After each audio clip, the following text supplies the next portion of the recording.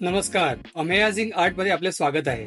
मित्रांनो, कोणतेही डेकोरेशन बनवण्यासाठी किंवा कार्विंग करण्यासाठी आवश्यक असणारी टूल्स आपल्याकडे असणं सगळ्यात जास्ती महत्त्वाचं असतं. तर अशा अनेक टूल्सपैकी माझ्याकडे असलेलं एक महत्त्वाचं टूल म्हणजे मिनी ड्रिल. माझ्या अनेक व्हिडिओमध्ये तुम्ही मला या ड्रिलचा वापर करताना बघितलंही असेल. चला तर मग या मिनी ड्रिलचा आपण एक अनबॉक्सिंग व्हिडिओ बघूया आणि ह्यातील असलेल्या सगळ्या टूल्सचा कसा उपयोग करायचा ते पाहूया. हे मिनी ड्रिल फ्लिपकार्ट आणि अमेझॉन दोन्हीवर उपलब्ध आहे आणि साधारण याची किंमत 1500 ते 1600 रुपयांच्या दरम्यान आहे.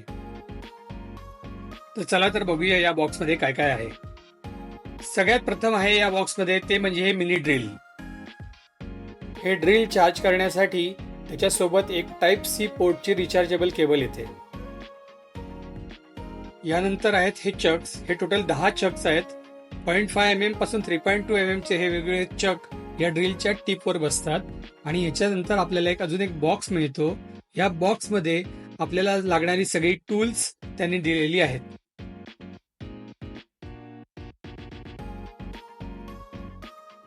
सर्वप्रथम आहेत ही ड्रिल बीट. ही एकूण 9 ड्रिल बीट दिलेली आहेत. वेगवेगळ्या डायमीटरची होल्स तुम्ही या ड्रिल्सने करू शकता.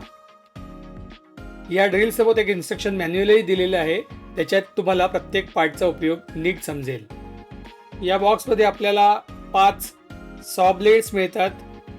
एकूण 10 वेगवेगळ्या आकाराची वेगवेगळ्या यूजची ग्राइंडिंग हेड्स मिळतात आणि अशा प्रकारची आपल्याला 10 सँडपेपर सर्कल्सही मिळतात. चला आता आपण आपल्या ड्रिल मशीनबद्दल जाणून घेऊया. खूपच कॉम्पॅक्ट आणि स्टडी अशी ड्रिल मशीन आहे. समोर एक रबरी ग्रिप दिलेली आहे. हे याचं पॉवर ऑन करायचं बटन. आता तिचा फर्स्ट स्पीड 5000 RPM आहे. बटन दुसऱ्यांदा दाबल्यावर तिचा स्पीड 10,000 RPM होतो आणि तिसरा आणि हायेस्ट स्पीड 15,000 RPM आहे. बटन चौथ्यांदा दाबल्यानंतर ड्रिल मशीन बंद होते. मशीनच्या वरच्या बाजूला एक मेटॅलिक ग्रिप दिलेली आहे ज्याच्यावर आपण चक आणि आपली टूल्स ही माउंट करू शकतो. चला मी तुम्हाला एक ड्रिल बीट माउंट करून दाखवतो या मशीनवर. तर पुढची आपली जी मेटॅलिक स्पिंडल आहे त्याच्यात आपल्याला चक बसवायचा आहे. ह्या चकमध्ये आपलं ड्रिल बीट बसणार आहे. अशी वेगवेगळ्या आकाराची चक दिलेली आहेत. आपल्या ड्रिल बीटच्या साईजनुसार आपण हा चक सिलेक्ट करून तो आपल्या मशीनवर माउंट करून नंतर हा स्क्रू माउंट करायचा आहे. इथे एक बटन दिलेलं आहे. हे स्पिंडल लॉकिंग बटन आपण दाबून त्यानंतर वरची ही ग्रिप जेव्हा टाईट करू तेव्हा एक क्लिक करून आवाज येतो आणि त्याच्यानंतर आपलं हे ड्रिल मशीन वर आपलं ड्रिल माउंट होतं. आता आपण बटन चालू करून बघूया. आता मशीन ऑन केल्यावर आपलं हे ड्रिल बीट इथे रोटेट होताना दिसतंय. आता मी एक ग्राइंडिंग हेड या मशीनवर माउंट करून दाखवतो. सुरुवातीला आपल्याला ग्राइंडिंग हेडला सुटेबल असा चक सिलेक्ट करायचा आहे आणि तो मशीनमध्ये इन्सर्ट करायचा आहे. नंतर जे स्क्रू थ्रेडेड लॉक आहे ते आपण हलकेच माउंट करून नंतर मग ग्राइंडिंग व्हील लावणार आहोत. कारण ग्राइंडिंग व्हीलची साईज मोठी असल्यामुळे हा नट जो आहे स्क्रू जो आहे तो आपण नंतर नाही माउंट करू शकत. त्याच्यासाठी आपण आधी स्क्रू माउंट करून घेतला. त्याच्यानंतर ग्राइंडिंग व्हील त्याच्यात इन्सर्ट केलेलं आहे आणि त्याच्यानंतर मी तो नट टाईट केलेला आहे. चला तर मग आपण या मशीनचा आपण वापर करून बघूया ही कशी वापरली जाते. ड्रिल करण्यासाठी मी 0.5 mm चे ड्रिल बीट घेतलेलं आहे. ड्रिल मशीनचा स्पीड हायेस्ट म्हणजे 15,000 RPM ठेवल्यावर या बारीकशा 0.5 mm च्या ड्रिलने एक आरामात आपण ड्रिल करू शकतो. इथे तुम्ही बघू शकता एकदम बारीक आकाराचं या लाकडामध्ये आपण ड्रिल केलेलं आहे. आता हे ड्रिल बीट काढण्यासाठी हे स्पिंडल लॉकिंग बटन दाबून हा स्क्रू आपल्याला अँटी क्लॉकवाईज डायरेक्शनमध्ये फिरवायचा आहे आणि अशा प्रकारे आपण हे ड्रिल बीट मशीनवरून काढू शकतो. आता आपण ग्राइंडिंग व्हील वापरून बघूया. हे ग्राइंडिंग व्हील मशीनवर आपण डायरेक्ट माउंट करू शकत नाही. त्यासाठी एक स्पेशल अरेंजमेंट दिलेली आहे. हा एक रॉड दिलेला आहे आणि एक स्क्रू आणि 2 गास्केट दिलेली आहेत. हे व्हील आपल्या या रॉडवर बसवायचं आहे. या रॉडवर आपण हे असं व्हील बसवणार आहोत. पहिल्यांदा आपण एक गास्केट या व्हीलवर ठेवूया.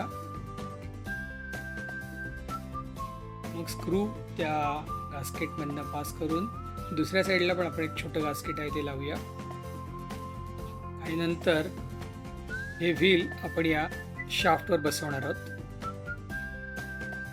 आता हे ग्राइंडिंग व्हील आपल्या मशीनवर लावण्यासाठी सर्वप्रथम आपण एक चक आपल्या मशीनवर लावला आहे आणि त्याच्यानंतर हा आपला स्क्रू जो आहे लॉकिंग स्क्रू तो आपण शाफ्टवर बसवून नंतर मग तो शाफ्ट आपल्या मशीनवर लावून तो स्क्रू टाईट करतोय. हे टाईट करताना हे बटन दाबायचं आहे आणि जेव्हा टाईट होईल तेव्हा हे आपलं बटन आत दाबलं जातं. बटन दाबल्यानंतर एक हलकंसं थोडंसं अजून टाईट करायचं आहे. अशा प्रकारे आपलं हे ग्राइंडिंग व्हील आपल्या मशीनवर इन्स्टॉल झालेलं आहे. चला आपण परत त्याच लाकडावर ग्राइंडिंग व्हील कसं वापरलं जातं ते बघूया.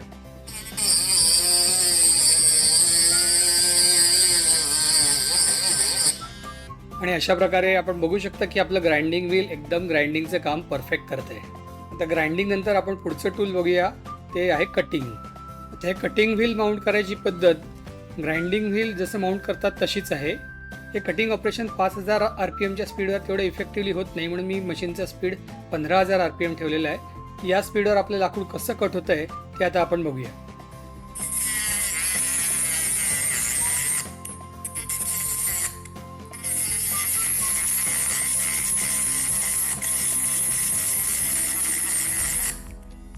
Let's see the result. आणि इथे आपण बघू शकतोय की आपण आपल्या लाकडाला एक कट दिलेला आहे. थोडं स्लो ऑपरेशन आहे पण सक्सेसफुली लाकूड कट होतं आहे. चला तर मग कटिंग नंतर आता आपण पॉलिशिंग कसं करायचं ते बघूया. आणि त्यासाठी आपण हे वापरणार आहोत सँडपेपर सर्कल्स. आता हे सँडपेपर सर्कल्स बसवायची एक मेथड अजून वेगळी आहे. त्याच्यासाठी त्यांनी एक शाफ्ट दिला आहे, त्याच्यावर रबर बसवले, त्याच्यावर आपल्याला हे सँडपेपर सर्कल्स माउंट करायचं आहे. अशी 10 सँडपेपर सर्कल्स दिलेली आहेत, पण इनकेस जर काही 10 संपली तर तुम्ही स्वतःची सँडपेपर सर्कल्स या आकारात बनवून ती वापरू शकता. चला आता आपण आपल्या पॉलिश पेपरने आपल्या लाकडाला पॉलिश करून बघूया.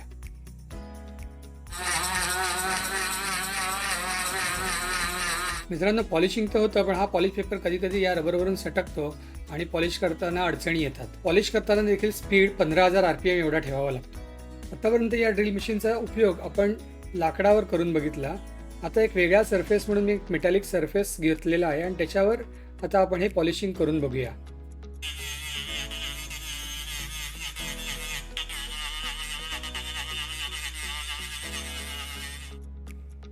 आणि रिझल्ट खूपच छान आहे. पण मेटॅलिक सरफेसवर देखील या टूलने पॉलिशिंग करू शकतो. खूप इफेक्टिव्ह रिझल्ट दिसतोय आपल्याला इकडे. पॉलिशिंग नंतर मी आता एनग्रेविंग ट्राय करणार आहे आणि त्याच्यासाठी मी ग्राइंडिंगची वेगवेगळी टूल्स आहेत, त्यातलं एक टूल घेतलेलं आहे आणि मटेरियल म्हणून मी CD वापरणार आहे.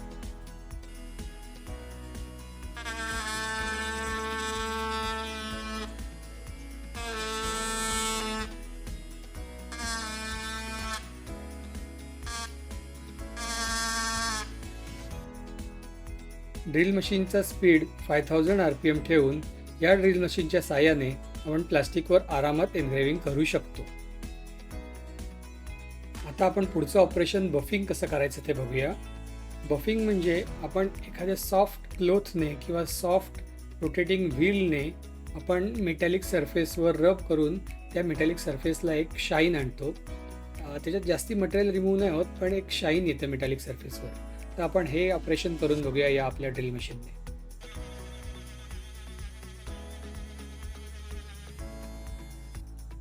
तर आता आपण बफिंग केलेलं आहे. हा सरफेस आहे, इथे आपण बफिंग केलं नाही आहे, आणि हा सरफेस आहे जिथे आपण बफिंग केलं आहे. तर याच्यात तुम्हाला हलकासा एक शायनिंगमध्ये डिफरन्स जाणवेल. तर अशा प्रकारे मित्रांनो, या ड्रिल मशीन बरोबर आलेली सगळी टूल्स आपण वापरून बघितली. आपण ड्रिलिंग वापरून बघितलं, ग्राइंडिंग वापरून बघितलं, कटर वापरलं, आपण पॉलिश पेपर वापरून पॉलिश करून बघितलेलं आहे, आपण ही ग्राइंडिंग व्हील्स वापरून एनग्रेविंग करून बघितलं आहे, आणि आपण बफिंग टूल वापरून बफिंगही करून बघितलेलं आहे. तर खरंच खूप अमेझिंग टूल आहे हे. तुम्ही तुमच्या डेकोरेशनसाठी किंवा तुम्ही एखादं कार्विंग वगैरे करत असाल तर नक्की वापरू शकता आणि या टूलचा जास्तीत जास्त उपयोग करून घेऊ शकता. सुरुवातीला सांगितल्याप्रमाणे हे फ्लिपकार्ट आणि ॲमेझॉनवरूनही मागवता येतं, आणि त्याशिवाय त्याची एक वेगळी वेबसाईट आहे veriluxhub.com. या साईटवरूनही तुम्ही मागवू शकता. तर मित्रांनो, तुम्हाला हा व्हिडिओ कसा वाटला आहे नक्की कमेंट करून सांगा. आणि यात दिलेल्या टूल्समधलं सगळ्यात महत्त्वाचं आणि सगळ्यात जास्त उपयोगी टूल तुम्हाला कोणतं वाटतं हे तुम्ही कमेंट बॉक्समध्ये नक्की लिहा.